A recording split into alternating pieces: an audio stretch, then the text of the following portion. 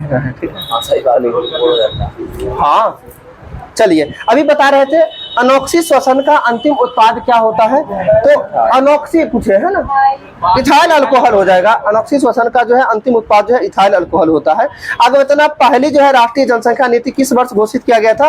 1983 में। देखिए दिखा ही देते हैं सभी लोग को बुक, मानचित्र है ये, दिख रहा होगा सभी लोग को, आप सभी को। ठीक है, एक बार कोशिश करिएगा, कुछ नहीं है, धीरे धीरे करके पढ़ने का। ठीक है, मानचित्र बताए सो भारत का भूगोल मानचित्र है। किरण पब्लिकेशन बोलिएगा, किसी भी मार्केट में आपको किसी भी दुकान में मिल जाएगी। ठीक है, ठीक, लीजिए आगे बताइएगा। पहली राष्ट्रीय जनसंख्या नीति वर्ष जो है कब घोषित किया गया था। 1983। पहली बार जो है राष्ट्रीय जनसंख्या नीति कब घोषित किया गया था। 1983 में किया गया था। और पहली बार जनसंख्या कब हुआ था भारत में। 1872 में पहली बार जनसंख्या कब हुआ था। 1872। किनके द्वारा करवाया गया था। लॉर्ड मेयो के कार्यकाल में, यानी लॉर्ड मेयो के द्वारा करवाया गया था। और आगे बता रहे हैं नियमित जनगणना यानी 10वीं जनगणना कब से हुआ था। 1881 से हुआ था। किसके काल में हुआ था। लॉर्ड रिपन के काल में हुआ था। किसके काल में हुआ था। लॉर्ड रिपन के काल में हुआ था। ठीक है, आगे आपको बताना है महमूद गजनवी का प्रथम जो है आक्रमण किस शासक के विरुद्ध था। तो महमूद गजनवी पूछ रहे थे, महमूद गजनवी का पहला आक्रमण जो है जयपाल के विरुद्ध था, यानी राजा जयपाल के विरुद्ध था। ठीक है, हाँ, महमूद गजनवी का 712 में आक्रमण हुआ है। सिंध विजय था जो 712 में मोहम्मद बिन कासिम के नेतृत्व में था, वो 712 में था। और अभी महमूद गजनवी का पहला आक्रमण जो है, ठीक है, महमूद गजनवी बोल रहे हैं। मोहम्मद गौरी 11, आप 1075 बता रहे हैं। 1175 मोहम्मद गौरी बता रहे हैं जो 1175 है। अभी बोले मोहम्मद गजनी, और गजनी का जो है पहला आक्रमण 1000 देता है। 1000 ईस्वी पहला आक्रमण देता है। और महमूद गजनी का सबसे इंपोर्टेंट आक्रमण होता है 1025 में। कौन सा आक्रमण फिर बात कर रहे हैं। महमूद गजनी का सबसे इंपोर्टेंट आक्रमण बताइए, आप बात करते हैं, बता देंगे, सीख लीजिएगा, कोई फायदा नहीं होगा। शांति से 1 घंटा जितना देर क्यों, 3 घंटा आप शांत रहिए ना, अच्छा से जो सीखने को मिलता है उसको सीखिए। ठीक है, वही ना, नहीं सुनते हैं तो रूम पर जाके वीडियो देख लेंगे। ऐसा कोई जरूर यहाँ नहीं कंसर्ट है, रूम पे जाकर कैसे कंसर्ट रहेंगे आप, ऐसा कैसे काटिए। ठीक है, ठीक है, नहीं हम व्यू बढ़ाना नहीं है, पढ़े लोग सीखे। ठीक है, वो हम समझ रहे हैं। अच्छा ईमानदारी से बता, इसमें कितने लोग हैं जो यूट्यूब चैनल को अभी तक सब्सक्राइब नहीं किए हुए हैं। बहुत लोग होंगे। ठीक है, ठीक है, बहुत लोग। हाथ खड़ा करने में क्या जा रहा है, छोटा नहीं हो जाएगा हाथ। बहुत सारे लोग हैं, आज जाके सभी लोग सब्सक्राइब कीजिएगा। और एक लोग कम से कम 10 फोन में सब्सक्राइब करवाइएगा, कम से कम 10 को करवाइएगा। समझे कि नहीं, ऐसे नहीं बोलना चाहिए। आज बोल रहे हैं हर कोई इस मंथ के लास्ट तक 50,000 पुराना है। ठीक है, और आप सभी से रिक्वेस्ट है कि आप सभी कोऑपरेट करिए थोड़ा सा, जहां तक हो सके कम से कम। हर घर में 5 फोन होता है, कुछ हो जाता है, हर फोन में सब्सक्राइब कर दीजिएगा। ठीक है, क्या हुआ, पार्टी स्थापना दिवस 9 सितंबर का इंतजार करिए, बढ़िया से पार्टी होगा। ठीक, 9 सितंबर को पार्टी होगा, बढ़िया से होगा। ठीक है, हाँ, तब तक आप लोग थोड़ा सा कॉपरेट कर देखिए। इससे ये नहीं है कि सिर्फ आपको यही करना है, आपको पढ़ना भी है, सीखना भी है। इतना जान लीजिए, रियली बताते हैं, आप बिलीव के साथ बात कम कीजिए। ईमानदारी से जितना वीडियो यूट्यूब पर हम दिए हुए हैं ना, अगर सभी को अच्छा से आप कवर कर लीजिएगा ना, 1% ऐसे नहीं होंगे जिनका बिहार पुलिस में रिजल्ट नहीं होगा। 1 ऐसे नहीं होंगे जिनका रिजल्ट नहीं होगा। चैलेंज के साथ कह रहे हैं। कितना वीडियो का आप समझ रहे हैं? बहुत सारा है, अरे बहुत सारा है, तो क्या दिक्कत है। आधा घंटा 1 घंटा का वीडियो है, आप पर डे 2 को अगर देखते हैं, फिर भी आप 100 वीडियो कितना 50 दिन में देख लीजिएगा। अभी एग्जाम डेट दे दिया है, नहीं ना दिया है, आप एक्स्ट्रा तो कर ही सकते हो ना। क्या दिक्कत, कौन चाहते हैं कि मेरा रिजल्ट ना हो। जो चाहते वो आते ही नहीं। यहाँ आए हैं, सीधा आए हैं, अब चैनल का नाम भी नहीं जानते हैं, कोई बात नहीं है। आप सक्सेस मिशन क्लब जान रहे हैं ना, वो भी सर्च कीजिएगा, SMC समस्तीपुर आ जाएगा। ठीक है, SMC समस्तीपुर सर्च कीजिएगा, फिर भी आ जाएगा। आप नाम से भी सर्च कीजिएगा मेरे नाम से, फिर भी आपको SMC समस्तीपुर आ जाएगा। ठीक है, आप कुछ भी कीजिएगा, कोई भी तरीका से। आप ये भी कर सकते, बिहार पुलिस का सबसे बेस्ट ग्रुप, वो भी कीजिएगा, फिर भी आपको SMC समस्तीपुर ही आएगा। ठीक है, बिहार दरोगा का भी सर्च कीजिएगा, बेस्ट ग्रुप डिस्कशन, आपको SMC समस्तीपुर ही आएगा। ठीक है, आप समझ सकते हैं। तो जितने लोग हैं कंसस है, बाहर वाले लोग पढ़ रहे हैं, आप लोग क्यों नहीं पढ़िएगा बताइए। ऐसा नहीं है कि आप लोग के बैच में आके जो डिस्कशन करवाते बस उतना ही आप लोग के लिए जरूरी है। किसी भी बैच का कोई डिस्कशन है, जीके दिया सब जरूरी है, ठीक है। कुछ एग्जाम में कुछ पूछा जा सकता है। अभी तक का इतिहास रहा बिहार पुलिस का कि एग्जाम में समझिए जो है ना यूपीएससी से भी टफ माना जाता था बिहार पुलिस का प्री का एग्जाम, लेकिन अब बेहतर रहेगा क्योंकि अब सिलेबस थोड़ा सा सही किया है। जो जनरल कंपटीशन का सिलेबस 10th बेसिस पे रहेगा तो समझिए वही रहेगा जैसे कि अभी फायरमैन अभी जितना भी एग्जाम लिया है उसी अकॉर्डिंग रहेगा, तो कट ऑफ भी थोड़ा हाई जाएगा, इसलिए मेहनत भी थोड़ा हाई करना है, ठीक है। चलिए आगे बात करते हैं। आज सभी लोग कर लीजिएगा ना, आज हो जाएगा नहीं, आज हम जानते हैं 50 के नहीं होगा, 1000 तो बढ़ा सकते हैं आप लोग, इतना कर सकते हैं, ठीक है। क्या हुआ?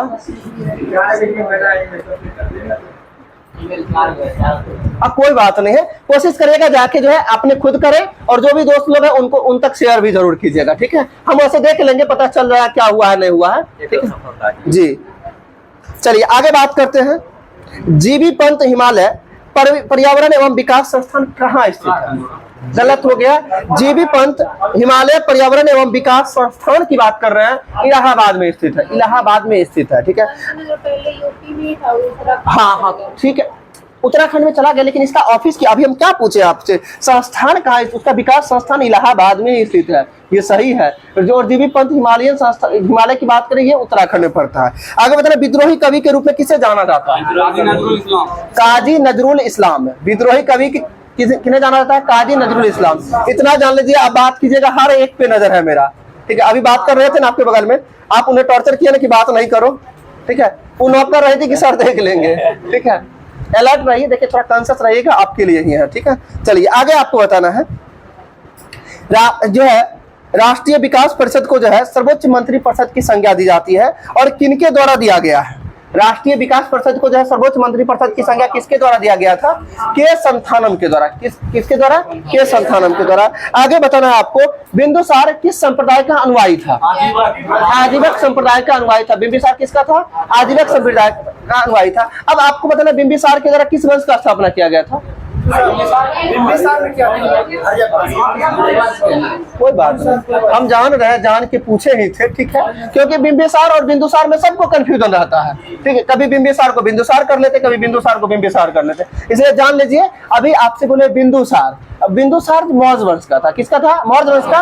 और ये किसका था? तो अशोक का चंद्रगुप्त मौर्य का पुत्र था और अशोक का पिता था। ये ध्यान रखना है। चंद्र बिंदु अशोक कुणाल संप्रति, 5 शासक, मौर्य वंश के 5 शासक को ध्यान रखना। क्या क्या हो जाएगा? चंद्र बिंदु अशोक कुणाल संप्रति, चंद्र बिंदु अशोक कुणाल। 5 बार मंत्र की तरह पढ़िए, ठीक है। इससे क्या होगा? मौर्य वंश के 5 शासक का क्रम। पहला मौर्य वंश का पहला शासक कौन हो जाएगा? चंद्रगुप्त मौर्य। दूसरा शासक कौन हो जाएगा? बिंदु से बिंदुसार। अगला तीसरा शासक कौन हो जाएगा? अशोक। और चौथा शासक कौन हो जाएगा? कुणाल। और 5वां शासक कौन हो जाएगा? संप्रति। और अभी तक आप हमको नहीं लगता है किसी बुक में पढ़े होइएगा संप्रति, चंद्र बिंदु अशोक कुणाल संप्रति, ठीक है। अशोक तक जानते हैं सभी लोग, कुणाल संप्रति तक नहीं पहुंच पाते हैं, तो 5 शासक ध्यान रखिएगा। आगे बात करते हैं, मौर्य वंश का स्थापना किसके द्वारा किया गया था? चंद्रगुप्त मौर्य के द्वारा किया गया था। कब किया गया था? 322 ईस्वी ईसा पूर्व में किया गया था, यानी 322। ध्यान रखिए, क्या? 322 यानी 322 ईसा पूर्व में जो है मौर्य वंश का स्थापना चंद्रगुप्त मौर्य के द्वारा किया गया था। किनकी सहायता से किए थे ये? तो चाणक्य, कौटिल्य अथवा विष्णुगुप्त। चाणक्य, कौटिल्य अथवा विष्णुगुप्त। आप खड़े होइए। क्या ईसा पूर्व कब से चल रहा है? ईसा मसीह के जन्म के बाद जो ईस्वी हो गया, उससे पहले का समय ईसा पूर्व कहलाया, ठीक है। समझे? ईसा पूर्व उससे पहले कहलाया, उसके बाद ईस्वी हो गया, ठीक है। चलिए, वो बात उनसे पूछ रहे थे, लेकिन अगला क्वेश्चन जो हम बताए वो नहीं ना सुने। अरे चंद्रगुप्त मौर्य का प्रधानमंत्री कौन था? चंद्रगुप्त, चाणक्य ही होगा, ठीक है। चंद्रगुप्त मौर्य किनके सहायता से जो गद्दी प्राप्त की थी? चाणक्य की सहायता। अब आपको बताना है चंद्रगुप्त मौर्य के जो है जन्म कब हुआ था? 345, 345। ध्यान रखिए, 345 बीसी में जो चंद्रगुप्त मौर्य का जन्म हुआ। 322 में गद्दी पर बैठे, 298 में मर गए, ठीक है। हाँ, और कहाँ? सरवन बेलगोला में। और चंद्रगुप्त मौर्य के बारे में कहा जाता है जीवन के अंतिम समय में उन्होंने किस धर्म को अपनाया था? जैन धर्म को अपनाया था। और जैन धर्म के जो है किस गुरु से जो है दीक्षा लेने का काम किए थे? भद्रबाहु से दीक्षा लेने का काम किए। और इसके साथ साथ जो है चंद्रगुप्त मौर्य की मृत्यु जो है किस विधि से हो जाती है? संलेखना विधि से, जो जैन धर्म का जो है विधि होता है, यानी कि अन्य जल को जो है बिना ग्रहण किए हुए मृत्यु होती है तो उसे संलेखना विधि कहा जाता है। ठीक है, चलिए आगे हम बात करते हैं बिंदुसार। तो आप समझ गए होंगे बिंदुसार, ये चंद्र के बाद ये अशोक है, अशोक का पुत्र होता है अशोक का पुत्र महेंद्र। सॉरी चंद्र बिंदु, बोले थे अशोक का पुत्र। अच्छा अशोक का पुत्र महेंद्र और पुत्री संघमित्रा। ठीक है, अशोक का पुत्र महेंद्र एवं संघमित्रा, जिसको कहाँ भेजा था अशोक प्रचार के लिए, मतलब इस धर्म के प्रचार के लिए भेजा था, बौद्ध धर्म का प्रचार के लिए भेजा था, बौद्ध धर्म प्रचार। इससे पहले बिंदुसार के बारे में बता रहे थे। होता क्या है, सोचते मन में आगे चलते रहता है। बिंदुसार की बात करते हैं तो बिंदुसार 298 ईसा पूर्व में जो है गद्दी पे बैठा। ठीक है, बिंदुसार को अमित्र घात के नाम से जाना जाता है। अमित्र घात का मतलब शत्रु विनाशक होता है, यानी शत्रु को विनाश करने वाला कहा जाता है। ठीक है, और इसके बाद इसकी मृत्यु कब हो जाती है बिंदुसार का 269 और कहा जाता है ना अशोक गद्दी पे बैठता है 69 में ही बैठता है और अपने राज्याभिषेक के 8वें साल बाद जो है कलिंग पे आक्रमण, जो कलिंग पे आक्रमण कब करता है 261 बीसी में करता है, ईसा पूर्व में करता है 261 में। ठीक है,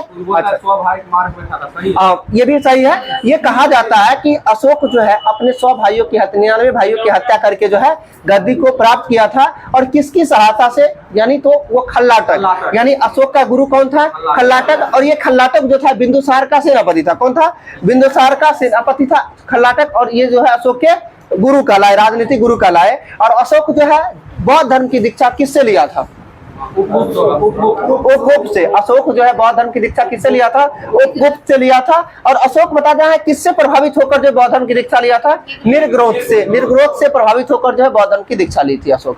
अब ये तो अशोक हो गया। अब आगे आते हैं बिंबिसार पर।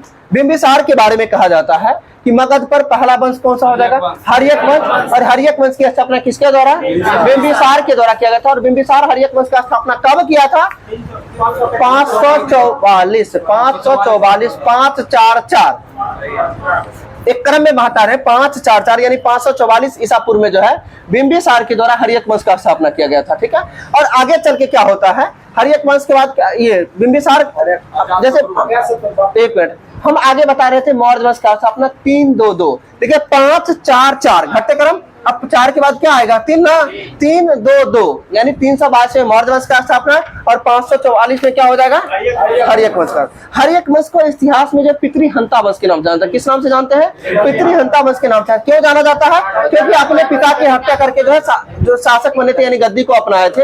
और इसमें हर्यक वंश का जो है उत्तराधिकारी यानी कि जो है बिंबिसार का उत्तराधिकारी कौन होता है, अजातशत्रु होता है। अजातशत्रु का पुत्र कौन हो जाता है, उदयन होता है। और उदयन के बारे में कहा जाता है पाटलिपुत्र को स्थापना करने का श्रेय किसे जाता है, उदयन को जाता है। किसको जाता है, उदयन को। ऐसे भी आपको पूछा जा सकता है कि पाटलिपुत्र के संस्थापक उदयन का संबंध किस वंश से था, उदयन का तो हर्यक वंश से संबंधित था। आगे ये भी पूछा जाता है कि हर्यक वंश का अंतिम शासक कौन था, नागदशक था। कौन था, नागदशक था हर्यक वंश का अंतिम शासक। ठीक है, चलिए आगे आते हैं। आगे आपको बताना है, इससे पहले पूछे थे बिंदुसार किस संप्रदाय के अनुयायी था, तो आजीवक संप्रदाय। और आपको ये भी बताना आजीवक संप्रदाय के जो है संपादक यानी संस्थापक कौन थे, माखली पुत्र गोसाल हो जाएंगे आजीवक संप्रदाय के संस्थापक। ठीक है, आगे आपको बताना है चैतन्य महाप्रभु ये किस संप्रदाय से संबंधित थे। चैतन्य महाप्रभु जो है ये गौड़ीय संप्रदाय से संबंधित, किससे थे, गौड़ीय संप्रदाय से संबंधित थे। आगे आपको बताना सेंट्रल स्कूल ऑफ संस्कृत कहाँ स्थित है, सेंट्रल स्कूल ऑफ संस्कृत जो है ये कहाँ स्थित है, ये तिरुपति आंध्र प्रदेश में स्थित है। कहाँ है, तिरुपति। बोलने मात्र आपको नहीं पता चलता ये संस्कृत का केंद्र हो सकता है तिरुपति। ठीक है, तो तिरुपति यानी ये कहाँ पड़ता है, आंध्र प्रदेश में पड़ता है। सेंट्रल स्कूल ऑफ संस्कृत जो है तिरुपति आंध्र प्रदेश। बताना राज्यपाल जो है ये राज्य में किसके प्रति जो है किसका प्रतिनिधित्व करते हैं, राज्यपाल राज्य में जो है किसके प्रतिनिधित्व होते हैं, मुख्यमंत्री के प्रतिनिधित्व होते हैं, राष्ट्रपति का प्रतिनिधित्व होते हैं। आप जानते हैं राज्यपाल केंद्र सरकार का एजेंट होता है, सीधा समझिएगा। यानी जो है केंद्र यानी राष्ट्रपति के प्रति जो है प्रसाद पर्यंत होते हैं। ठीक है, कौन, राज्यपाल।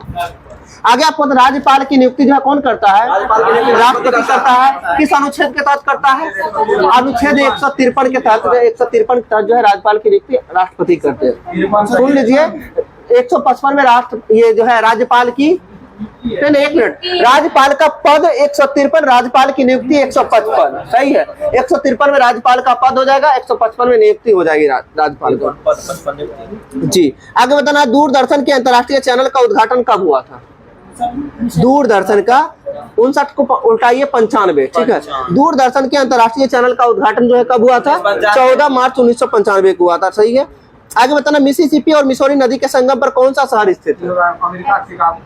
अमेरिका का सेंट लुइस शहर स्थित है। मिसिसिपी और मिसौरी नदी के तट पर जो है कौन सा शहर स्थित है? ठीक है, सेंट लुइस शहर स्थित है।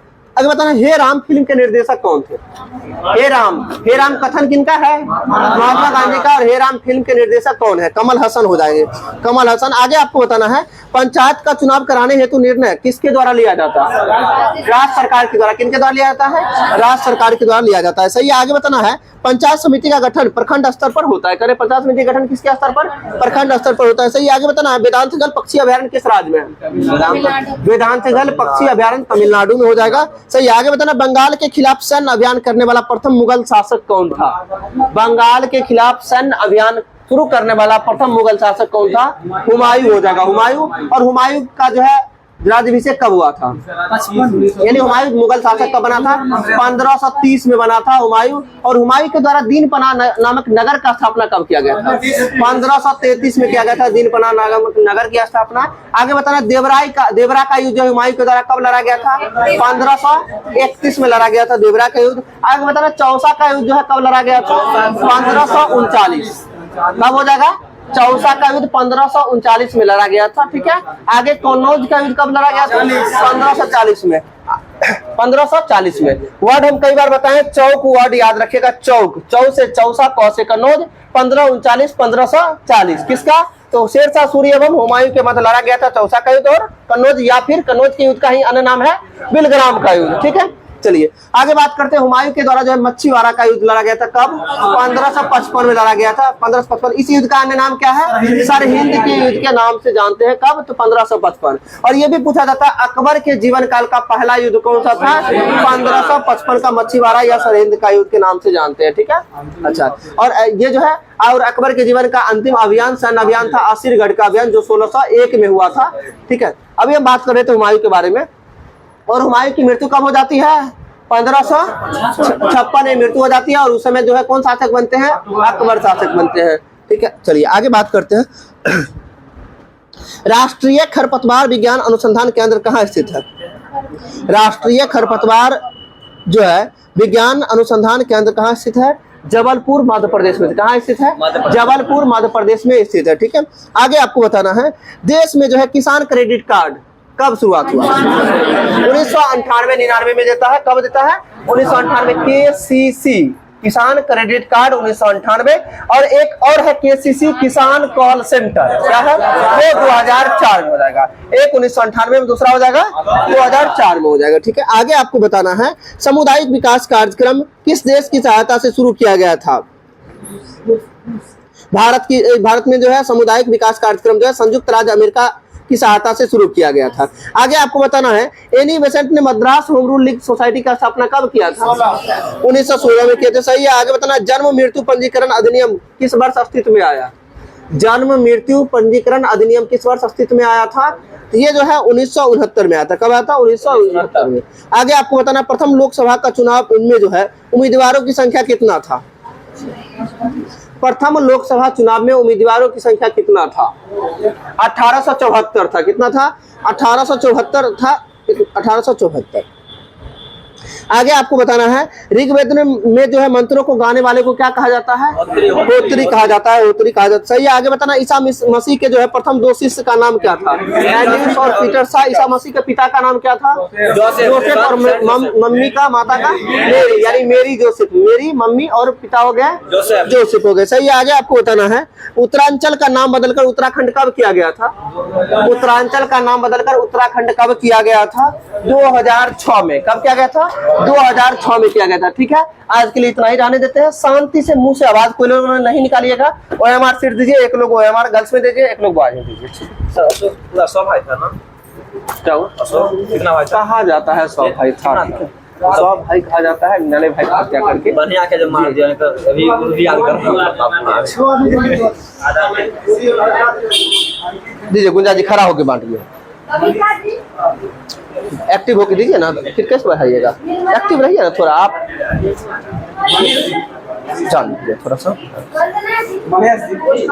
हाँ कर दीजिए।